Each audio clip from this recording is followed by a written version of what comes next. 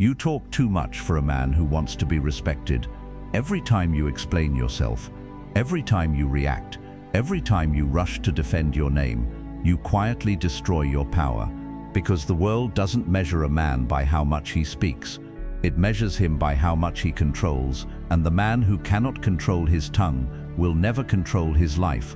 You've felt it before, that moment when someone disrespects you and your chest tightens, when someone questions you and you immediately start explaining, when someone doubts you and you feel this desperate urge to prove yourself. You think speaking will give you power, but the more you speak, the less they respect you. And deep down, you know it, because the most respected man in the room is rarely the loudest. He's the calmest, the most controlled, the most silent. But here's what most men don't realize. Silence is not emptiness.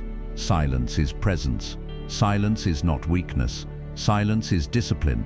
Silence is not fear. Silence is controlled power. Marcus Aurelius ruled the most powerful empire on earth, yet he constantly reminded himself, you always have the option of having no opinion.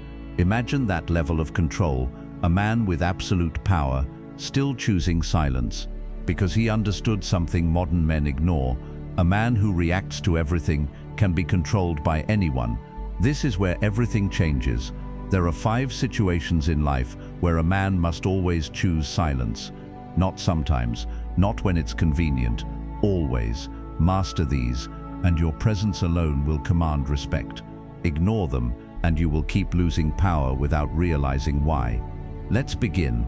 The first situation where a man must always be silent is when someone tries to provoke you emotionally.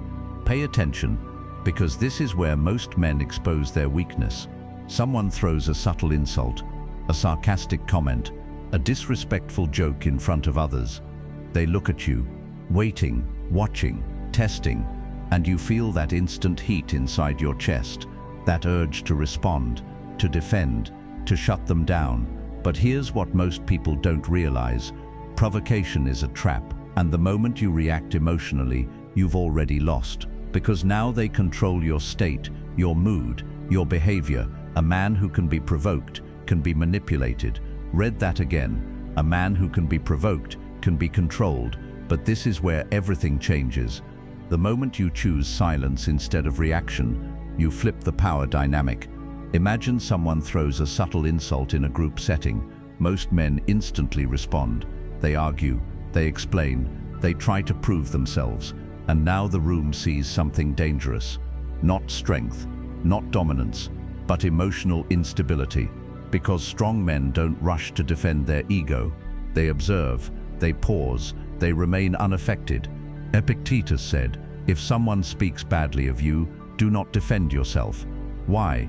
Because the need to defend yourself constantly signals insecurity.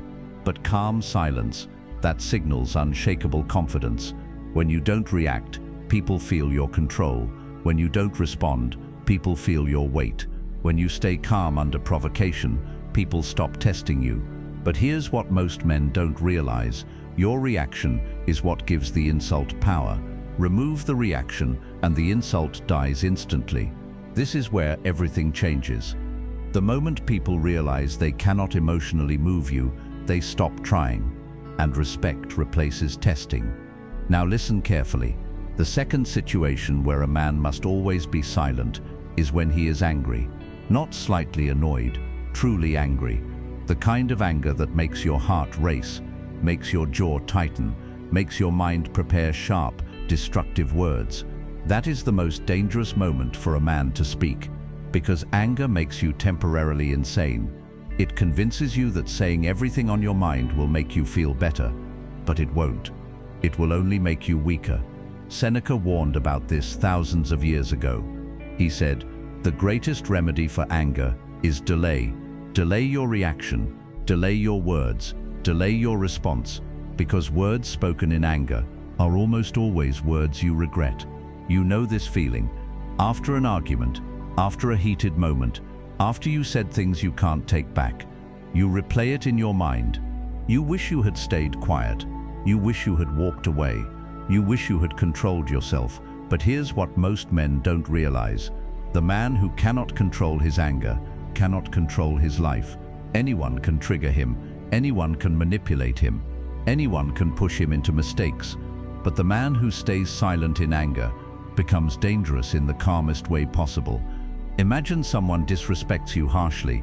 Instead of reacting, you look at them calmly, say nothing, walk away, or change the subject. Now they feel uncomfortable because they expected drama, they expected emotion, they expected a reaction. Instead, they got control, and control is intimidating. This is where everything changes. Silence during anger doesn't make you weak, it makes you disciplined, and disciplined men are feared quietly. Now, the third situation where a man must always remain silent is when people reveal their true character. Watch closely here, because this will save you years of frustration. Sometimes people show you exactly who they are, through lies, through betrayal, through disrespect, through inconsistency, and your instinct is to confront them, to explain why they're wrong, to demand better behavior, to give long emotional speeches. But here's the truth most men learn too late. When someone shows you their character, they already know what they're doing. You don't need to explain. You don't need to lecture. You need to observe in silence. Marcus Aurelius wrote, "Waste no more time arguing about what a good man should be. Be one." In other words, stop trying to correct people with words. Start responding with actions. If someone lies repeatedly, reduce access. If someone disrespects repeatedly, create distance. If someone betrays repeatedly, remove them silently. Not dramatic speeches, not emotional confrontations, just controlled detachment. Because confronting people who lack character rarely improves their character. It only shows them how much they affect you. And the moment someone knows they affect you, they feel powerful.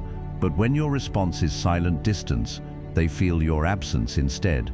And absence speaks louder than any argument. This is where everything changes. You stop trying to fix people.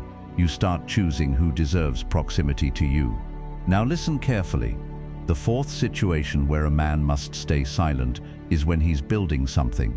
This one separates average men from powerful men. When you start improving your life, building wealth, building discipline, building a vision, there's a temptation to talk about it, to announce plans, to share goals, to tell everyone what you're about to become. But here's what most men don't realize. Talking about your plans weakens execution. It releases the energy prematurely. It invites opinions, doubts, jealousy, unnecessary noise. Epictetus said, "Never talk much about your plans among the ignorant, because when you speak too early, you expose what should be protected." Real power moves quietly. Real growth happens privately. Real success builds in silence, then reveals itself suddenly. Imagine two men. One talks constantly about his future success, his plans, his goals, his vision.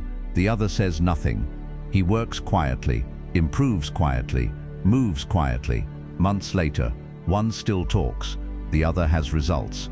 This is where everything changes.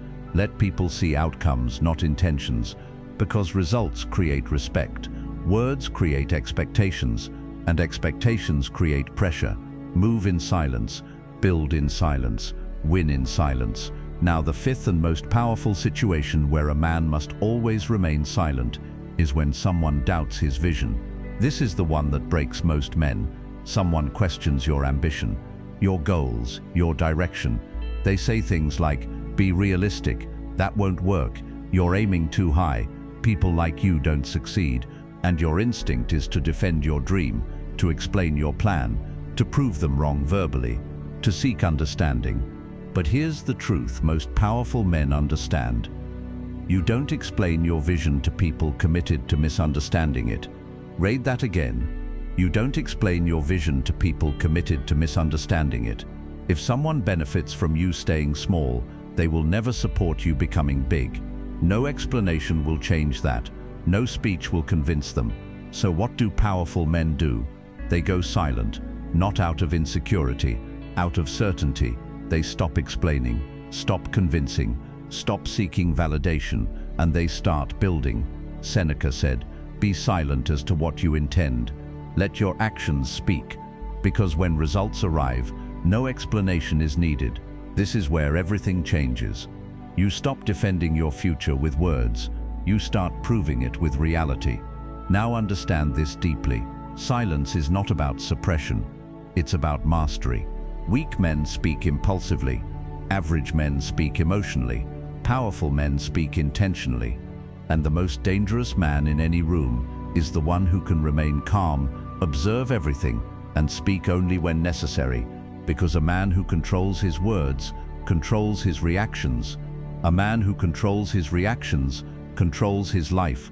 So the next time you feel the urge to react instantly, pause, observe, ask yourself one question: will speaking right now increase my power or reduce it? If it reduces it, choose silence, not because you're weak, but because you're finally becoming the kind of man who cannot be easily provoked, easily manipulated, or easily controlled. Master this, and your presence alone will command respect even before you say a single word.